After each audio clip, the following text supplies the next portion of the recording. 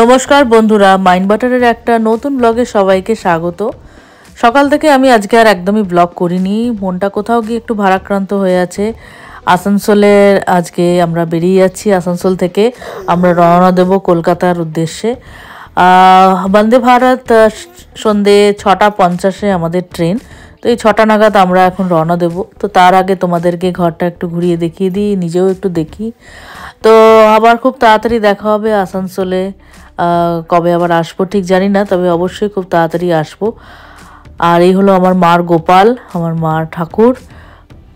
আবার দেখা হবে গোপাল বাবাকে। তো আমাদের মেয়েদের তো কিছু করার নেই, বিয়ের পর থেকে সেভাবে বাড়িতে সেইভাবে যে অনেক দিন নিশ্চিন্তে থাকাটা সেটা হয়ে আর ওঠে না, হয়তো সবার ক্ষেত্রেই তাই। তো কিছু করার নেই, যখন কি করা যাবে, নিজের যখন আর একটা সংসার হয়েছে, সেখানেও আবার বাড়ি ঘরদোরগুলো ডাকছে যে এসো তাড়াতাড়ি, তাই সেখানেই। তো এখন আমরা কলকাতায় যাচ্ছি, কলকাতায় গিয়ে কদিন থেকে আমরা ব্যাঙ্গালোরে আবার রওনা দেব। তো চলো তাহলে আজকের ব্লগটা এখান থেকে শুরু করি। সন্ধে এখন প্রায় 5:45 মতো বাজে, আমাদের লাগেজ রেডি। অভিসারার মনটা খুবই খারাপ, ওর বেশ ভালোই কাটছিল দিনগুলো। মামু ট্যাব নিয়ে খেলছিল, সবার সাথে ঘোরাঘুরি, রোজ বিকেলে ঘুরতে যাওয়া, পাশে মলে যাওয়া, এই সেখানে সেখানে যাওয়া, তারপর নিচে পার্কে ঘুরতে যাওয়া। তো সবারই মন মেজাজ খুব খারাপ, মারও খুব মন খারাপ, আমারও নিজেরও মন খারাপ, কিন্তু বেশি দেখাতে চাই না, বাকিদেরও মনটা আরও খারাপ হয়ে যাবে। যেটা সত্য সেটা তো মেনে নিতেই হবে। অনেক দূরে যে থাকি, একটু কাছাকাছি থাকলে হয়তো খুব তাড়াতাড়ি ছুটে আসতে পারতাম, দেখা করে যেতে পারতাম, কিন্তু 2000 কিলোমিটার দূর থেকে তো চট করে আসাও যায় না। তো যাই হোক, বেশি কিছু আর বলবো না, আজ এই ব্লগটা শুরু করা যাক। চলো তোমরাও দেখো।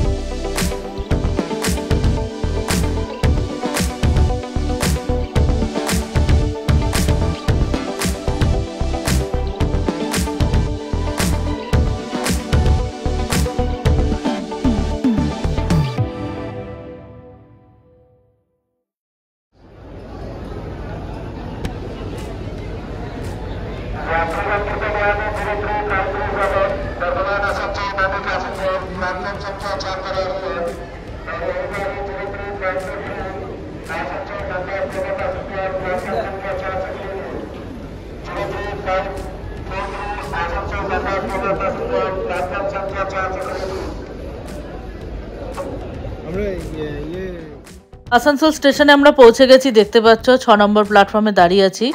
আর এখানে পাশ দিয়ে এখন যাচ্ছে জনশতাব্দী এক্সপ্রেস, ইন্ডিয়ান রেলওয়ে। অনেক দিন পরে ট্রেন দেখছি, খুব ভালো লাগছে। একটু পরেই আসবে বন্দে ভারত, 2 মিনিটের জন্য আসানসোলে দাঁড়াবে, 2 মিনিটেই আমাদের পটাপট উঠে যেতে হবে। তো চলো।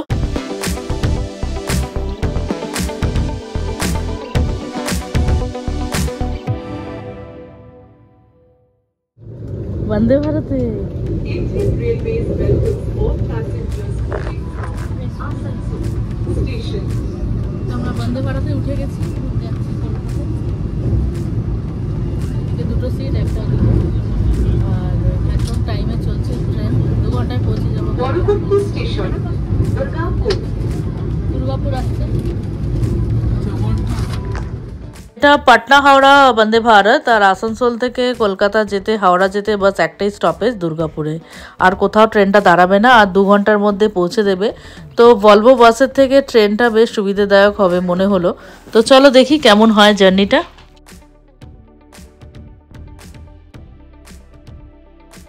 এটা হলো বাথরুম, বেশ স্পেশিয়াস। কস্টলি বাথরুম, আর খারাপ না, নট ব্যাড। দুর্গাপুর আসছে তো চলো আগে গিয়ে দেখা যাচ্ছে। কিছু বেশ নতুনত্ব এবং বেশ পরিষ্কার পরিচ্ছন্ন। সামনে স্ক্রিনে এবং আমার পিছনে স্ক্রিনে দু জায়গাতেই স্টেশনের নাম দেখানো হচ্ছে, আর কত স্পিডে ট্রেনটা চলছে সেটাও দেখানো হচ্ছে। এখানে রিডিং লাইট রয়েছে। আমরা চেয়ার কারে টিকিট নিয়েছিলাম, তো বেশ ভালো ছিল। কারোর যদি টিকিটের রেটসগুলো জানতে হয় তাহলে আমাকে অবশ্যই মেসেজ করো, আমি বলে দেবো। আর এমনিতেও আইআরসিটি ওয়েবসাইটে সব কিছুই দেওয়া আছে, কিন্তু যতই হোক এটা ওয়ার্থ ইট, মানে খুবই ভালো।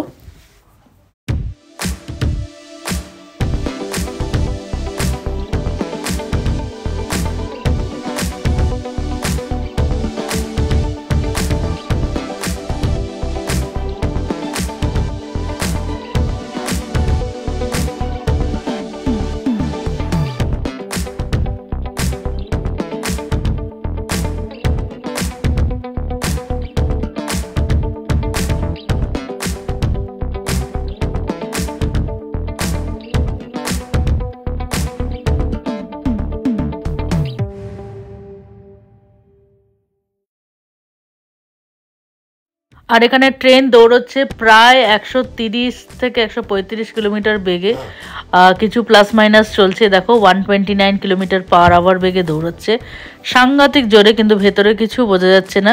লাস্ট ট্রেন চড়েছিলাম যখন দিল্লি থেকে বেনারস আসছিলাম বন্দে ভারতে করে, তখন ট্রেনে চড়েছিলাম, আবার আরেকবার বন্দে ভারত চড়লাম।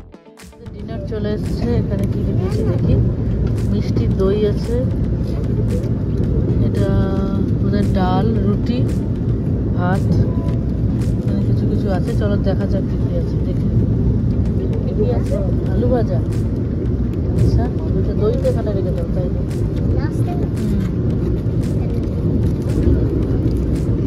আস্তে আস্তে করে খোলো। আচ্ছা মিষ্টি রাখো, এর নিচে রাখো, এটা নিচে রাখো। Very good. স্পুনটা বের করে নাও হালকা করে। হ্যাঁ, এখানে কি আছে দেখি। এটা বোধহয় চিকেন আছে। বাহ, এই যে এটা চিকেন আছে, ভেরি গুড।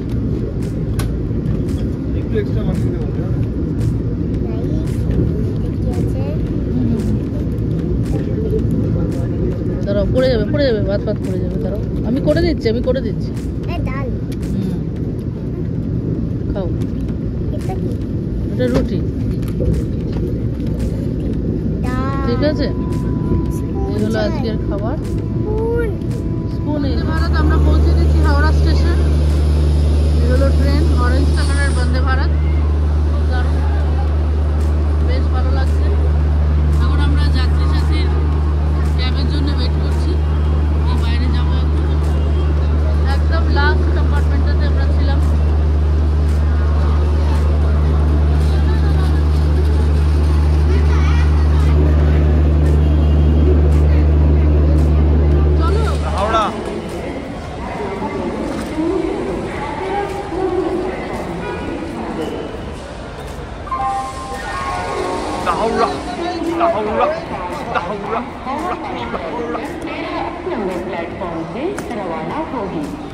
আমি যে কত বছর পরে যে হাওড়া স্টেশনটাকে দেখলাম। লাস্ট হাওড়া স্টেশন এসেছিলাম 2017 সালে। সেবারে আমরা দুরন্ত করে কলকাতা থেকে ব্যাঙ্গালোর আমরা এসি ফার্স্ট ক্লাসে ফিরেছিলাম। সেটাও একটা আলাদা একটা এক্সপিরিয়েন্স ছিল, কিন্তু তখন তো আর ব্লগিং করতাম না, নইলে সেই এক্সপিরিয়েন্সটা অবশ্যই তুলে রাখতাম। তো আমরা এখন স্টেশনের বাইরে চলে এসেছি। এই হলো আমাদের বিশ্ববিখ্যাত হাওড়া স্টেশন। আর এখন আমরা যাত্রী সাথীর লাইনেই দাঁড়িয়েছি, কিন্তু সবাই দেখছি যাত্রী সাথীর লাইনে দাঁড়ানো সত্ত্বেও সাইডে অন্য ক্যাবও দেখছে, যেটা তাড়াতাড়ি হয় আর কি। তো আমরাও সেরকমটাই দেখলাম। দেখে আমরা ইন ক্যাব বলে একটা অ্যাপ আছে, যেখান থেকে আমরা ক্যাব পেয়ে গেছি এবং আমাদের ড্রাইভারও চলে এসছে। উনি এখন একটু আগে আর কি, অন্য ক্যাবগুলো একটু আগে, মানে নতুন বিল্ডিংয়ের সামনে, ওখানে পার্কিংয়ে সব দাঁড়িয়ে থাকে, যেরকম Ola, Uber, in cab, snap cab, সব কিছু ওখানেই আছে। আর যাত্রী সাথী যেটা ওটা হচ্ছে একদম মেন ওল্ড স্টেশনের সামনে। তো চলো তাহলে তাড়াতাড়ি গিয়ে ক্যাবে উঠি।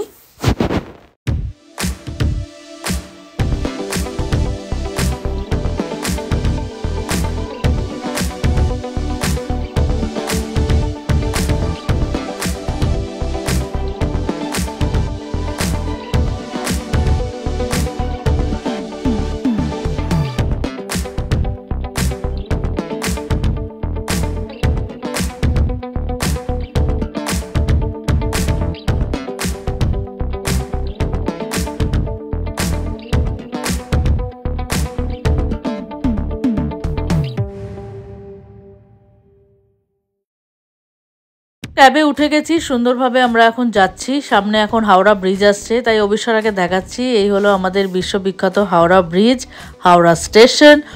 ওর কাছে এগুলো একদম নতুন, তো কোনোদিনও দেখেনি, মানে ও খুব ঘাবড়ে পড়েছে। মানে এত লোক একটা স্টেশনেতে, মানে রীতিমতো ভয় পেয়ে যাচ্ছে। এত লোক তো ব্যাঙ্গালোরে কোথাও সেরমভাবে তো অত লোকারণ্য জায়গাতে যাওয়া হয় না, কিন্তু হাওড়া স্টেশনে সারাদিনে কত মানুষের আনাগোনা, লাখ লাখ মানুষ যাতায়াত করছে। আর এই হলো আমাদের সেই হাওড়া ব্রিজ, যার তলা দিয়ে আমরা এখন যাব। এখন আমরা হাওড়া ব্রিজে উঠছি।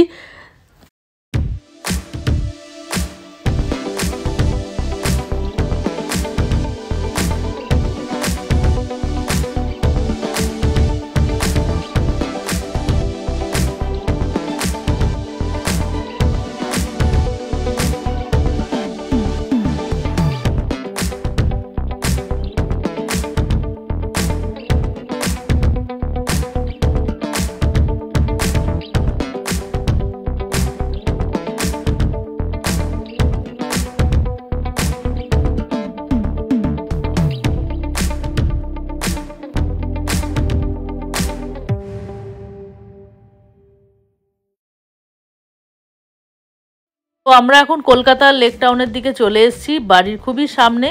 আর এই দেখো চারিদিকে এত সুন্দর সাজানো হয়েছে লাইট দিয়ে, ক্রিসমাস আর নিউ ইয়ারের জন্য। এখানে একটা মেলাই বসে গেছে। তো কলকাতা এখন চারিদিকে শুধু মেলা আর মেলা। তো যাই হোক, আজকের ব্লগটা এত দূরই থাক, আমরাও খুব টায়ার্ড হয়ে গেছি। কালকে আবার দেখা হবে একটা নতুন ব্লগে, নতুন চমক নিয়ে অবশ্যই ফিরে আসছি। যদি আমার ব্লগগুলো ভালো লাগে তাহলে অবশ্যই এটা লাইক করো, কমেন্ট করো, শেয়ার করতে একদম ভুলো না। চলো তাহলে আবার দেখা হবে মাইন্ড বাটারে একটা নতুন ব্লগে। Till then, good bye, take care.